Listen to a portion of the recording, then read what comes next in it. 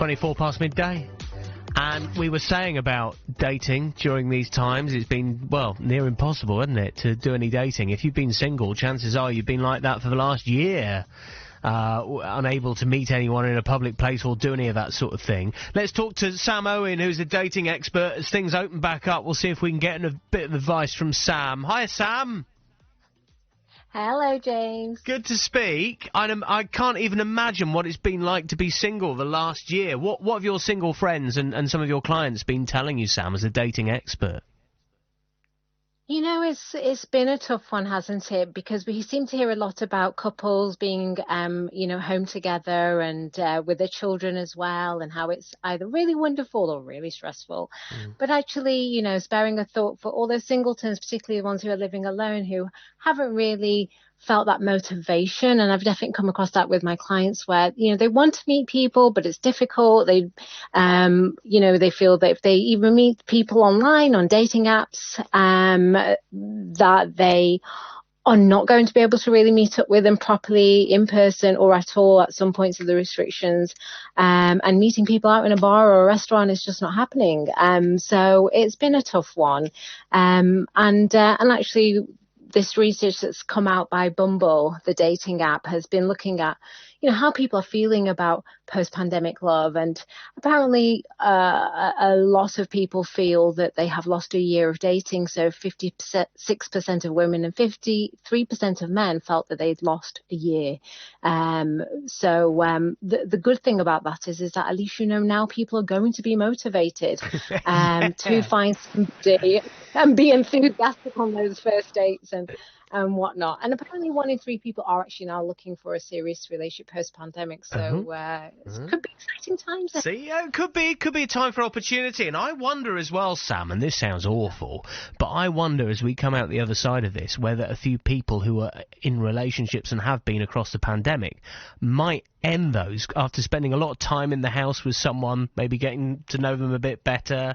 And maybe, they would have ended the relationship by now if it wasn't working out, but they've been a bit stuck because they've been in a bubble or knowing that they can't date and meet someone new at the minute. They maybe thought, I'll just hang on for a minute and stick with who. I mean, it does sound awful, but I'm sure it happens. Absolutely. And, even right near the start of the lockdown, I had experience of working with clients where they were just becoming really acutely aware of the fact that their partner wasn't the right partner for them, because it really makes you go into survival mode and think, are they really there for me? And are they really going to protect me? And are we going to be a great team?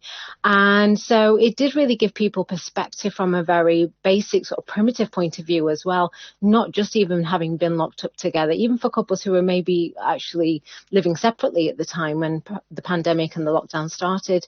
And then, absolutely, you're right. For some people, they may not also, in addition to what you said, they may not want to break up whilst they're still living under the same roof. So they may just be keeping the peace for that reason. So I would, there have been reports that divorce rates have gone up, and I wouldn't be surprised that post-pandemic that would happen as well. And, one of the other things that came out of the Bumble research was that people are feeling after all this me time that they're much clearer on what they're looking for in a relationship.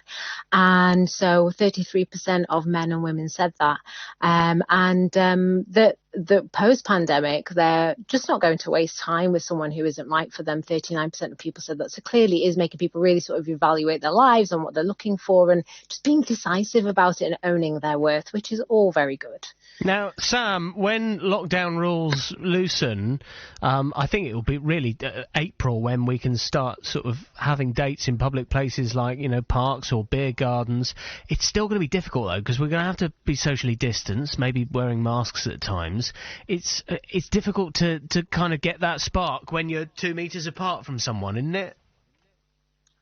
It can be, but actually it's surprising how much you do connect with somebody just being face to face over an online video calling platform. So actually, and even with the Bumble app, you can actually video call people through there without giving your personal details. So you can actually start dating now start having conversation with people on video, get an idea for whether there is actually chemistry between you, and then arrange to meet up with them in person.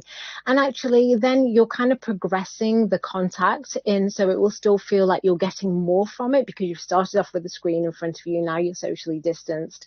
And then of course when rules are taken, much more softer, much easier, and or restrictions are completely lifted, hopefully soon, that we are then able to just then progress it even further. And so, yeah, we've got to work within what we have, really. But I appreciate what you're saying. It's just not the same when you can't touch and smell and caress each other. But at least... All right, Sam.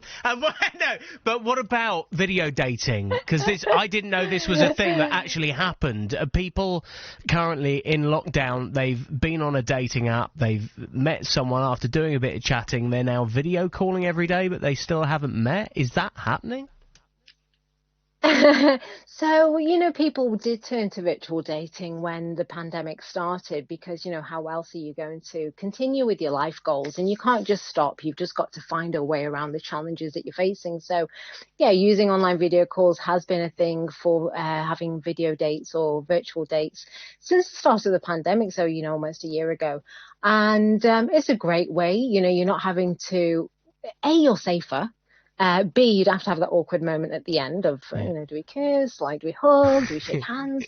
You just say bye. And also, saving time. And, if you really need to, I've got a really bad internet connection, Oh, yeah. Oh, I see. Yeah, that's. Oh, sorry, the line's breaking up. Yeah, it could be. Could be.